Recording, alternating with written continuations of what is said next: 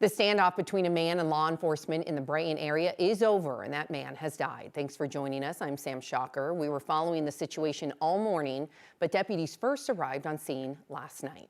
Officers say they responded to a domestic disturbance at a home around Chavez and Bedlock Streets just after 8 last night. Brighton police came on scene after they say a man had fired a gun inside the home, then locked himself inside. While trying to negotiate with him, they say he shot at them. Officers did not return fire. Police eventually got into the home and found he had taken his own life. Brighton police lifted the shelter-in-place order just before 9 this morning. And over in Broomfield, the man who sparked a shelter-in-place late last night is still on the run. Police were looking for Heriberto Vasquez Mosquedo near the Colorado National Golf Club. He was wanted in a case out of Fort Collins, was chased by police, crashed near Highway 7, and then ran away. They say he may be harmed. While they haven't found him, police lifted the shelter-in-place order in the middle of the night. If you see him, call Broomfield Police. This afternoon, Denver City Council will consider a $325,000 settlement over a 2019 use of force incident involving a Denver sheriff's deputy. Deputy Jason Gentempo was seen on video hitting an inmate in a wheelchair multiple times. According to documents obtained by 9 News Investigates, the deputy, he said the inmate spit on him and he was trying to block the spit. The victim's estate sued the city and Gentempo. Colorado state senators are in session right now debating a proposed expansion of the red flag law. That law allows certain people to petition a court to take weapons away from a person who they believe is high risk. The law has been in effect since 2019, and last year a court saw more than 160 extreme risk protection order requests statewide. Now lawmakers want to allow healthcare facilities, mental health centers, and educational institutions to also be able to make a red flag request. The bill passed a Senate committee last week, but no Republicans voted for it. Critics believe it will lead to overreach and violation of due process. This hasn't been much of a winter, but if Punxsutawney Phil's prediction, look at him, is right on this Groundhog Day, we'll have plenty more opportunities for winter-like weather. He saw his shadow over in Pennsylvania, which means 6 more weeks of winter. But in the 140 years of predictions, the National Oceanic and Atmospheric Administration says Phil only has a 35% accuracy rate. And Boulder's own stuffed top hat-wearing marmot, Flatiron Freddy, made his own prediction this morning. All right, he did not see his shadow, so that means an early spring, which we really don't need here in Colorado. Each year, Boulder brings Freddy out in unique fashion. This morning, he made an Olympic-inspired curling entrance with some help from rangers armed with brooms.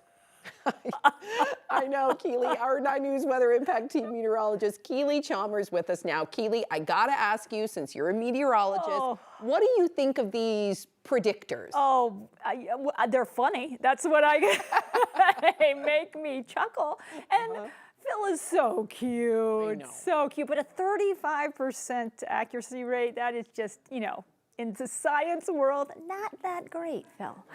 Not that great. All right, let's talk about the weather because we do have some changes moving in tomorrow, and then we're back to sunshine and 60s by the weekend. We've got a few more clouds in the mix today. Temperatures right around 50 degrees around the metro area. So here's a look at current temperatures across the plains. We're in the 50s for the central and northern plains. We've got 57 in Lamar. Rocky Ford checking in at 48 degrees. And in the high country, those temperatures mainly in the 30s. Fort Collins already up to 50 degrees.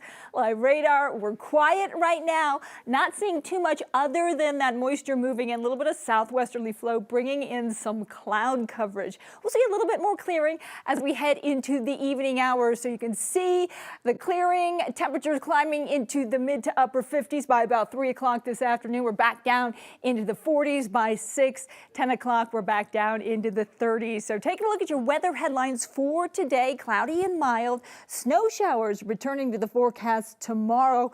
Definitely going to see snow in the high country, not a ton, but we could see several inches, maybe 1, 2, possibly 3 inches of snow up in the high country and even some light snow down in some areas of lower elevations. We'll talk about where that will be.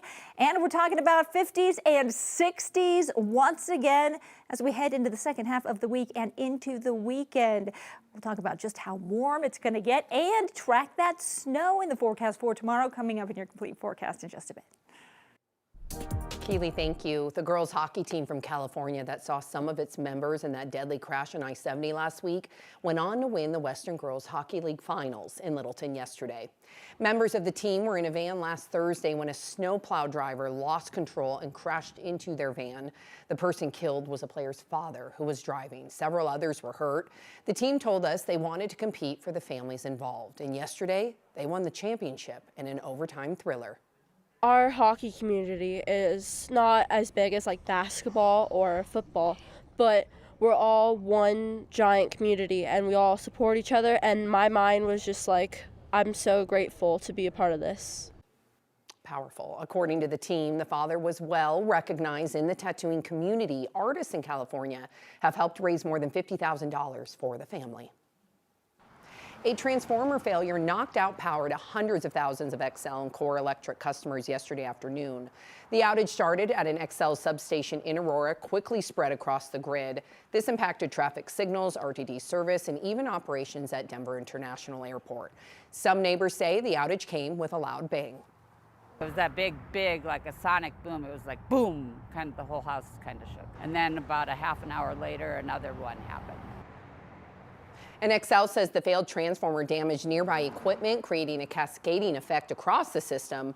Both XL and Core Electric say power is back on for all affected customers. The damaged transformer is being replaced.